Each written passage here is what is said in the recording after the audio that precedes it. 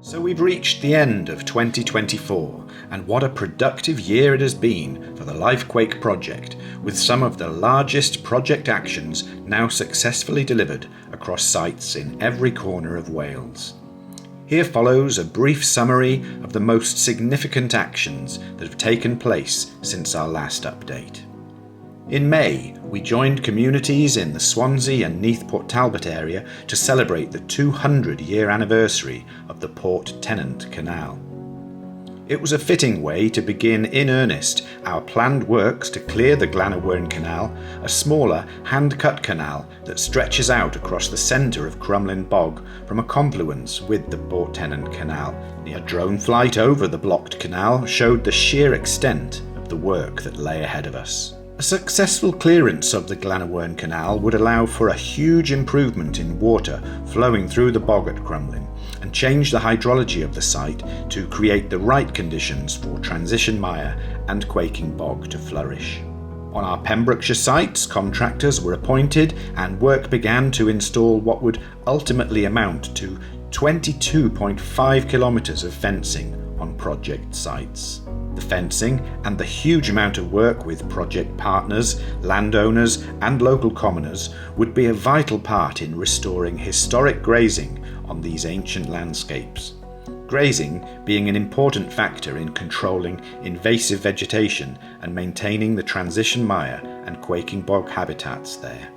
During Invasive Species Week, we installed some interpretation panels around the Crumlin Reserve to inform visitors of the challenges faced there by perhaps most notably Himalayan balsam, a considerable issue at Crumlin due to the speed and density with which it grows and suffocates the important bog-building plants and mosses from establishing themselves.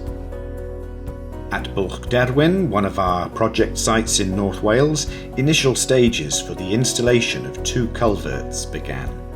Once completed, the culvert would allow for improved access to the site for the infrastructure and livestock to safely graze and improve the habitat. We had the immense pleasure of welcoming a cohort of 30 colleagues from LIFE projects across Sweden on their visit to Wales.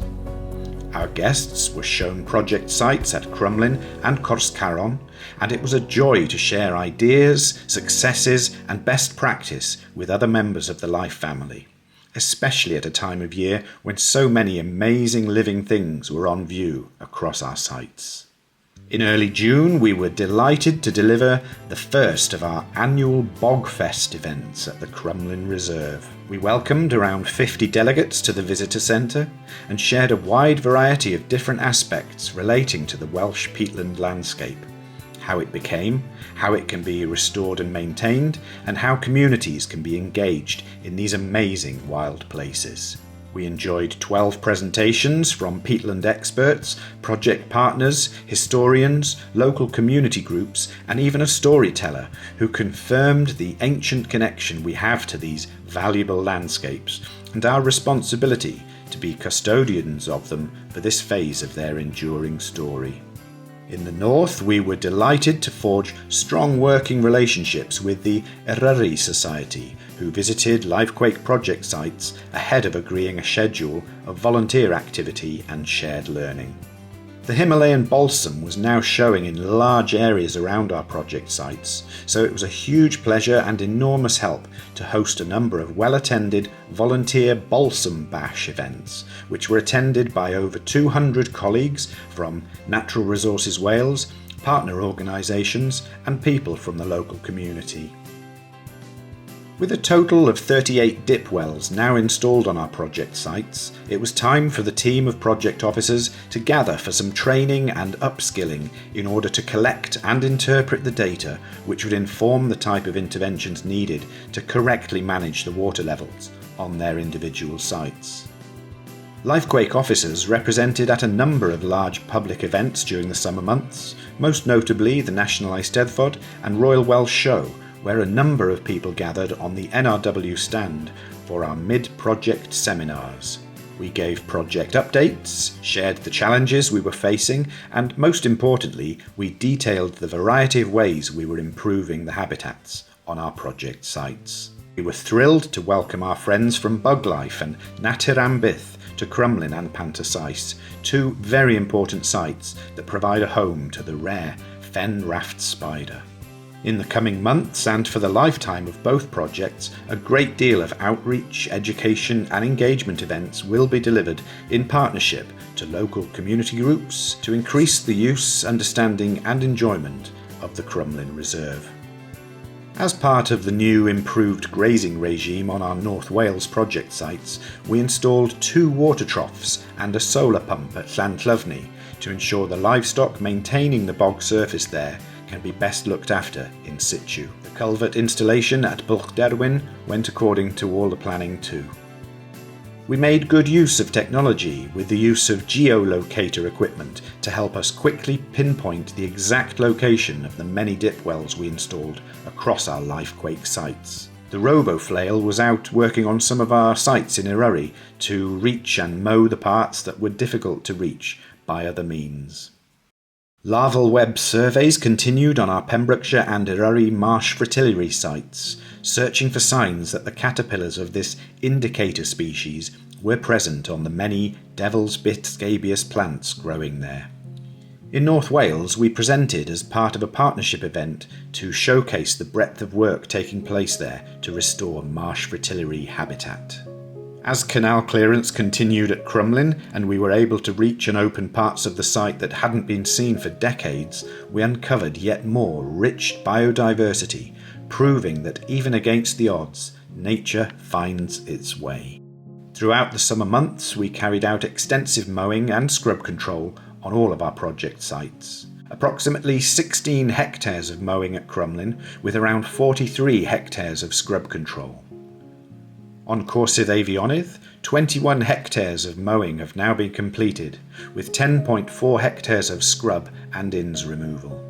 In Pembrokeshire, 4 hectares of mowing with 6 hectares of scrub removal, and on sites at Rosgoch and Corscaron, a total of 8 hectares were mown and a hectare of scrub removed.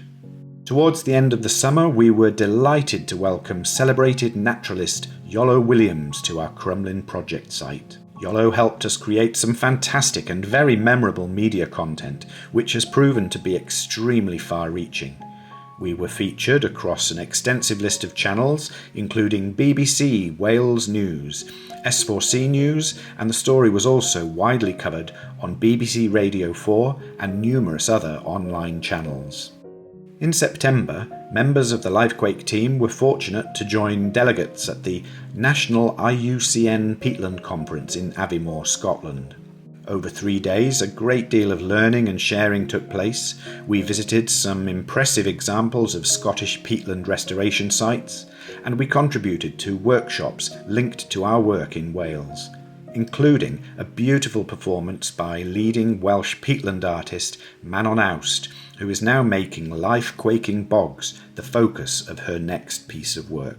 We continue to enjoy a really positive working relationship with the Kilvey Woodland Volunteer Group, who continue to build their woodcraft skills and community engagement events at the Crumlin Visitor Centre. In October, we collaborated with them on another hugely successful and well-attended Community Chestnut Day, where we proudly led a large group of visitors on a walking tour of the project sites around the reserve.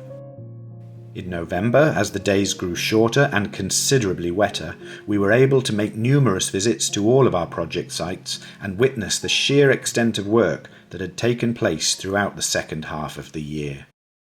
At Rosgoch, we were quite overwhelmed by the incredible recovery the habitat had made there in just 6 months following the scrapes we made on the surface of the bog there. The shallow pools we'd created were surrounded by swathes of bog-building vegetation, including plants and mosses that had not been seen there on site at Rosgoch for over 30 years.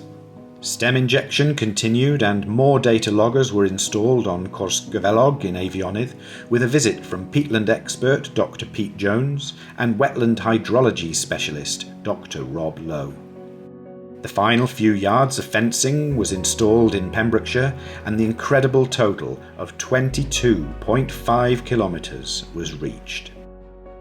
The Glanawern Canal clearance took advantage of a brief break in the unprecedented wet weather, and we were pleased to finally open the entire 2 kilometres of canal again, already showing very positive signs that the hydrology of the Crumlin site is improving and moving towards the right conditions for the transition mire and quaking bog habitats there to thrive.